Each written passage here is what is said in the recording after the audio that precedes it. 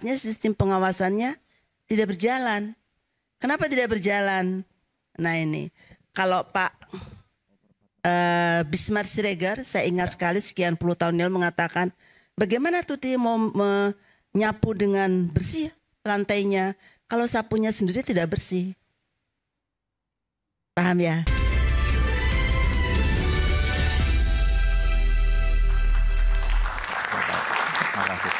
Tadi kita menyaksikan sama-sama begitu luar biasa ya.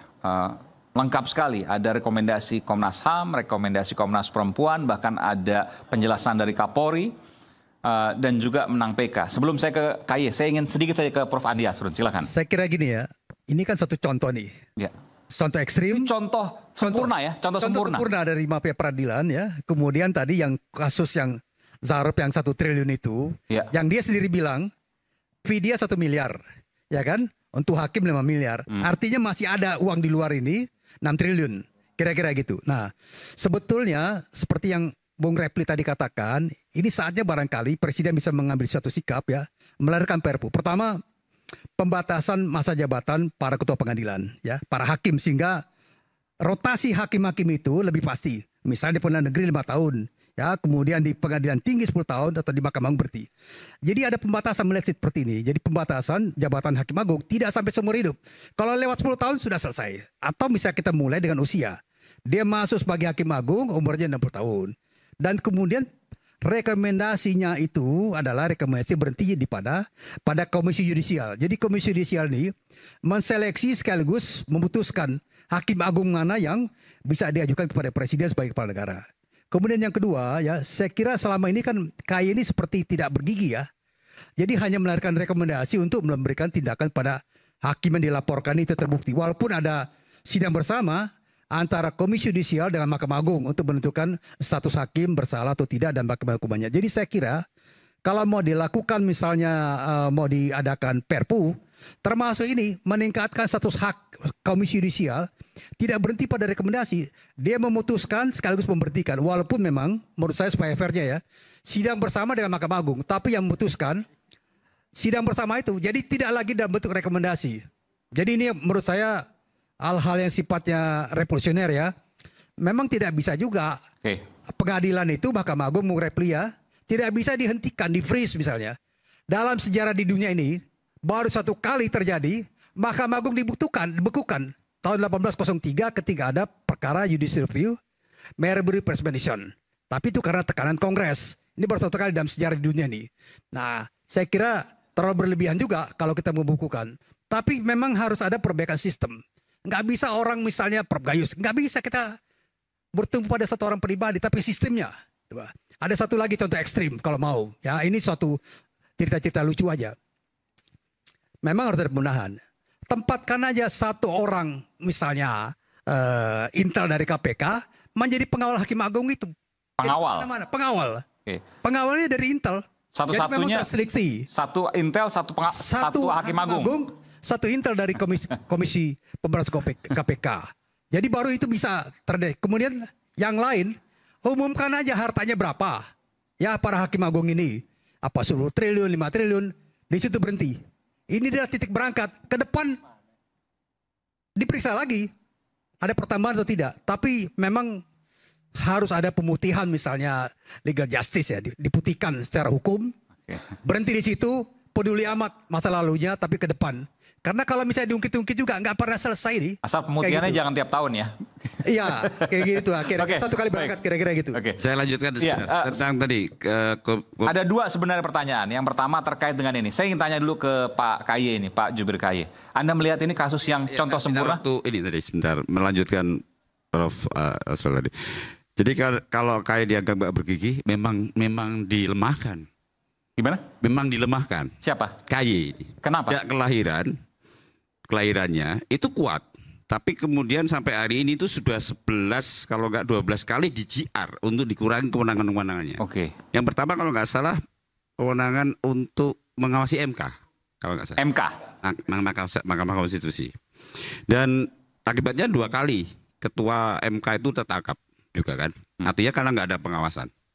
Dan kemudian berlanjut terus sampai kemudian kita nggak punya. Nah, Ini tapi ada pengawasan, ada pengawasan hakimnya juga ketangkap juga. Maksudnya? Hakim MA maksud saya, hakim di lingkungan peradilan. Enggak, maksudnya tadi yang saya katakan budaya kemudian tumbuh mafia itu karena tidak rutin pengawasannya. Jadi kalau baru kejadian baru hakim PN ya maksud saya. APH itu baru bekerja ya.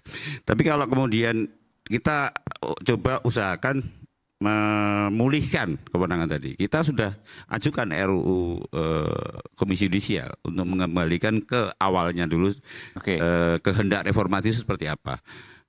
Sudah di balik ya, kemudian sudah dapat rekomendasi dari 9 fraksi waktu itu, tapi kemudian ada masa pemilu itu ya, pilpres dan sebagainya, kemudian sampai hari ini belum berjalan lagi. Nah mungkin momentum ini bisa mendorong ke sana. Supaya. Nah, tapi saya ingin pendapat Anda Pak Mukti. Kalau Anda melihat tadi, Anda melihat ada sesuatu yang janggal nggak dalam kasus ini? Ini kita nggak bicara personal ya, tapi ini kan satu persatu. Ada berapa banyak lagi? Ini kebetulan muncul di permukaan. Yang saya katakan, karena datang ke sini minggu lalu dia. Yang saya katakan tadi Pak, mungkin juga Pak Prof Gayus tadi sampaikan sudah tidak punya rasa malu dan sebagainya. Memang nggak kasus ini Anda melihat? Ya, kasus ini kemudian kan dianggap para hakim dan sebagainya ini, ya ini transaksional. Maksudnya? Ini pasar transaksional. Ini baru berapa, bayar berapa? Dalam kasus ini? Kita buat apa saja. Dugaannya seperti itu? Banyak yang. Bukan, yang kasus ini dugaannya seperti itu? Ya kemungkinan. Jadi cara pandang hakim tidak lagi melihat keadilan atau seperti apa. Transaksional. Uang. Iya. Banyak Pak yang tidak terlihat Pak. Yang nggak viral tuh banyak. Ini kan nggak viral ini. Nah, ya sekarang diviralkan kan, coba diviralkan. Tapi yang nggak viral, yang begini-begini banyak sekali.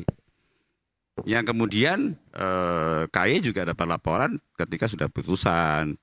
Misalnya gini, ada satu contoh ya, saya nggak. Nah, bentar. Bicara contoh tadi Anda menyatakan bahwa Zarofrikar yang lain itu pasti ada, boleh saya bilang gitu? Ada. Tapi saya mau kasih contoh yang ini kasus. Seperti apa modusnya? Contoh ini. Kalau contoh ya kita kan sudah lihat ya. Pertama yang kemarin dulu Hakim Agung 2 itu kan ada Markusnya di situ. Iya. Ya kan? Kemudian yang ini eksekusi yang kemarin muncul di PN Jakarta itu, yang eksekusi panitranya yang kena. Ada itu. Tangkap juga. Jadi banyak hal-hal yang sudah terungkap ke publik sebenarnya. Bahwa jalur itu nggak cuma satu. Nah, bahwa KY punya catatan tersendiri iya, tapi kan kita juga menjaga etika terhadap hakim. Maksudnya Pak KY punya catatan sendiri tapi tidak bisa membongkar atau gimana? Bukan nggak membongkar. Bukan nggak bisa membongkar. Kita terus mendalami sampai kemudian nanti kita plenokan apakah ini terbukti atau tidak terbukti. Kalau terbukti apakah kesalahan sedang, apakah kesalahan berat dengan pemberhentian. Kalau pemberhentian ya seperti Tanur ini kita ajukan ke MKH. Tapi ini kan etik, bukan pidananya. Etiknya, kan? Iya etiknya. Nggak bisa periksa apakah ada transaksional dan lain sebagainya, bisa nggak? Ada Pak yang kemarin kita MKH-kan itu. Ada uang mengalir misalnya. Sudah dibayar Pak. Receh Bu, receh Prof. 300 juta untuk 3 hakim. Jadi cepet-cepet itu. Nah cuma kasusnya juga sudah diterima. Ini di PN nih maksudnya? Di PN. Diterima, lalu yang 2 ini nggak mau menerima. Dikembalikan. Tapi karena sudah menerima, secara etis dia salah. Maka dia diberhentikan. Tiga-tiganya? Enggak, yang menerima tadi. Oh yang menerima, Walaupun sudah dikembalikan uangnya. Yang 2 tadi diapresiasi. Jadi misalnya nih majelisnya 3, saya terima karena saya ketua majelisnya gitu kan. Prof Gayus mau nggak ini? Enggak, saya nggak mau. Saya tetap pada putusan ini. Kembalikan. Saya tetap pada putusan ini. Saya kembalikan nih Prof Tuti, nggak ada yang mau nih. Karena saya sudah menerima, saya kena etik. Maka diberhentikan. Putusannya sesuai yang mana tadi? Sesuai yang 2 atau sesuai yang menerima? Sesuai persidangannya. Yang pasti tidak ada intervensi pengaruh uang tadi. Dari uang tadi, Nah itu pun bisa diberhentikan sebagai hakim. Dan sudah diputus. Tapi dipidanakan nggak? Pidananya kan nggak ada Pak. Kan terima uang? Kan dikembalikan. Kenapa? Dikembalikan. Oh kalau pidana, kalau KY loh. KY kan nggak masuk pidana. Oh tapi nggak melaporkan juga itu. Tapi saya tanya, hakim yang itu sekarang dipidanakan nggak? Yang terima tadi? KY berhenti pada pemberhentian saja. Pemberhentian. Tapi nggak jelas sekarang. Ya udah berhenti selesai. Iya, mestinya kalau ada. Nah, ini saya bicara kayaknya oke, di tugas KAI selesai. Tapi saya ingin tahu, apakah kemudian hakim itu setelah diberhentikan oleh KAI, kan tugas KAI selesai memang. Ya. Tapi saya tanya, tapi unsur pidananya apakah ada karena terima duit. Unsur pidananya itu ditelanjutkan nggak oleh MA dan lain sebagainya misalnya? Sebetulnya KAI bisa laporkan ini. Iya, mestinya KAI laporkan ke polisi itu. Oke. Nah, ini menarik ini. Cukup itu kan sudah pidana, udah masuk. Tapi ini yang kasus nyata di depan kita, sedang berjalan sidang. Sidang tidak ada panggilan, melewati batas waktu. Sudah tersium sangat menyengat bahwa ini mafia. Karena rangkaian mulai dari penyidiknya mengabaikan rekomendasi. Kemudian jaksanya juga demikian. Tidak memanggil untuk sidang, membiarkan sidang di luar batas kemanusiaan. Kemudian nyata benar ini perdata dipidanakan. Kira-kira KAI masuk enggak di sini? Kalau itu menyangkut perilaku, Pak ya. Sedang di depan mata, ini perilaku ini. Perilaku hakim ya, bisa. Perilaku ini bukan bisa. Sudah lapor ke KAI, Alia? Sudah. Sudah ada. Kita sudah Kapan? Untuk melakukan pengawasan. Oh, tapi belum ada tindak lanjut. Harusnya sudah terjun kayaknya. Iya, maksudnya kan sudah terjun. Nah, dilaporkan. kapan mata ini Ya, di Jakarta. makanya kan ada. Sejak kapan? Sudah dari semenjak, Bulan apa masih ingat? ya dari September mungkin sudah. Oh, September baru kemarin, oke. Sudah di depan mata, Sudah lama sedang terjadi, berlanjut. Pelanggaran perilaku etika ada, dan jangan juga tadi katanya ada Baik. transaksional gitu. Oke. Ya. Baik, sebentar Pak. Saya ingin mendengarkan dari Prof. Har. Prof. Har ini terus terang ya, saya bukan di bidang hukum, tapi saya 23 tahun liputan di bidang hukum. Tapi melihat hari ini, sangat miris, bukan hanya kasus Alia ya, tapi tadi yang disampaikan oleh Pak Mukti Fajar terkait dengan penerimaan hakim, dan juga kasus-kasus yang lain, termasuk Zaro Frikar, termasuk keyakinan juga KAI bahwa ada Zaro Frikar yang lain. Apa yang bisa Prof. Har sampaikan terkait ini? Pertama, tadi ada teman dari UGM yang menulis, bubarkan saja Fakultas Hukum. Karena semua yang terlibat adalah sarjana hukum.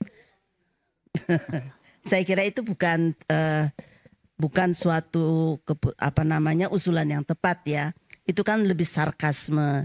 Karena kita lihat bahwa di dalam Fakultas Hukum, kita baru ulang tahun Fakultas Hukum yang ke-100 pada minggu lalu, dan kami juga mengajarkan etika, kemudian professional responsibility. Satu abad FHUI? FHUI. Oke. Jadi kami lebih tua dari Republik Indonesia. Cuma 79. Dan yang saya sampaikan pagi tadi saya memberikan catatan buat konferensi di Fakultas Hukum adalah bahwa banyak orang menganggap apa yang didapat Fakultas Hukum itu hanyalah sekedar ilmu hukum. Padahal bukan itu kan. Yang kami berikan juga bukan doktrin-doktrin teori hukum, akan tetapi juga yang berkaitan dengan etika, yang berkaitan dengan justice, yang berkaitan keadilan, yang berkaitan dengan fairness. Nah ini nampaknya yang ketika mereka lulus dari Fakultas Hukum, hal-hal tersebut menjadi terlupakan. Satu. Dan kemudian kami juga menengarai bahwa sistem pengawasan yang kita lihat di pengadilan, kejaksaan, kepolisian dan lain-lainnya itu ternyata juga tidak berjalan secara efektif. Jadi kalau kita lihat semua aturan dari Mahkamah Agung, nanti Pak Gayus bisa menjelaskan lebih lanjut, itu semua sudah ada. Ada kode etiknya, ada sanksinya. Akan tapi ternyata tidak dijalankan. Buktinya masih bisa terjadi bermacam-macam kasus yang melibatkan hakim agung lah. Kita nggak bicara hakim yang lebih di bawah lagi. Artinya apa? Artinya sistem pengawasannya tidak berjalan. Kenapa tidak berjalan? Nah ini, kalau Pak Bismar Siregar, saya ingat sekali sekian puluh tahun yang mengatakan, bagaimana Tuti mau nyapu dengan bersih lantainya kalau sapunya sendiri tidak bersih. Paham ya? Nah, jadi itu menurut saya yang membuat saya berpikir jangan-jangan idenya Refli tadi benar juga ya. Membekukan MA? Dan bukan. Yang mana? Bukan membekukan, dan Pak Gayus bahwa kita harus melakukan seleksi ulang. Seleksi ulang. Hanya memang ini bukan hal yang mudah. Kenapa bukan hal yang mudah? Saya menjadi panitia seleksi dari Komisi Yudisial. Ternyata ada juga kan yang nakal. Saya menjadi pansel KPK. Ternyata ada juga yang nakal waktu itu. Sehingga memang tidak bisa 100% menjamin. Nah, karena apa? Karena memang seleksi saja tidak cukup. Tapi harus disertai dengan pengawasan-pengawasan. Kan nggak boleh ketemu dengan misalnya dengan para pihak. Tapi ketika ketemu nggak ada masalah. Yang membuat ini menjadi masalah hanyalah yang saya tahu tuh di KPK. Kalau Anda di pesta ketemu dengan orang terdakwa atau tersangka, Anda harus lapor.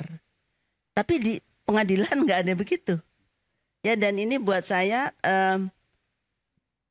membuat kita menjadi seperti masyarakat sangat permisif. Tadi Rifli juga bilang ada sesuatu yang misdeed, ada yang tidak layak dilakukan, tapi kita semua memberi maaf sama dia karena dia punya kuasa.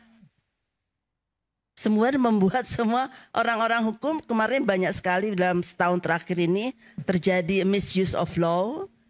Ya, di mana tidak bisa dikatakan bahwa law should be used for the people, not for the powerful. Tapi kan banyak yang diam juga, ya. Dan ini buat saya menjadi satu refleksi dari bagaimana masyarakat kita itu melihat suatu pelanggaran. Jadi hukum digunakan untuk orang, bukan untuk kekuasaan. Itu yang hukum harusnya digunakan bagi people, bagi rakyat. Iya, bagi rakyat, bukan bagi penguasa. Bukan bagi penguasa. Ya.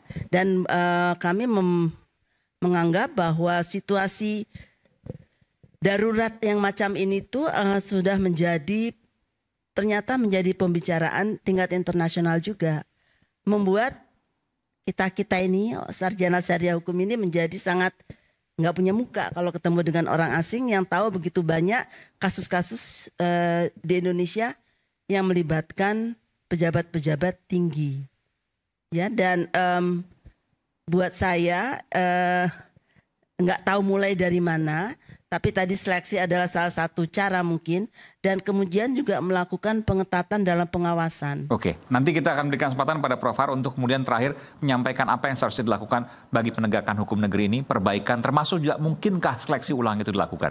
Saat lagi tetaplah bersama kami di Rakyat Bersuara.